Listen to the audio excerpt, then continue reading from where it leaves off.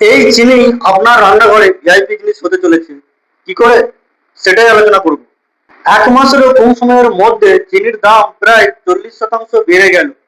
মানে 1 মাসের মধ্যে 1 কেজি চিনির দাম 20 থেকে 25 টাকা বাড়লো। আর চিনির দাম বাড়লে মিষ্টি জাতীয় সমস্ত জিনিসের দামই বাড়বে।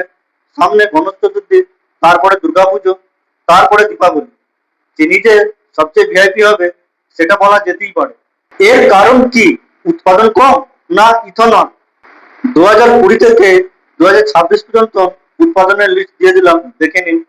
2024 ও 25 সালে চিনির উৎপাদন অনেকটাই কম হয়, কিন্তু 2025 ও 26 সালে চিনির উৎপাদন একটু বাড়ে, প্রায় 293 লাখ টন। তাহলে কি চিনির দাম বাড়ার কারণ ইথানলে?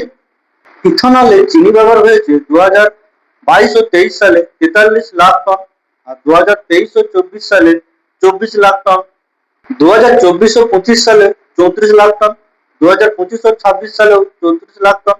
আর এইটা গভর্নমেন্টের ফুড অ্যান্ড পাবলিক ডিস্ট্রিবিউশনের তথ্য অনুযায়ী।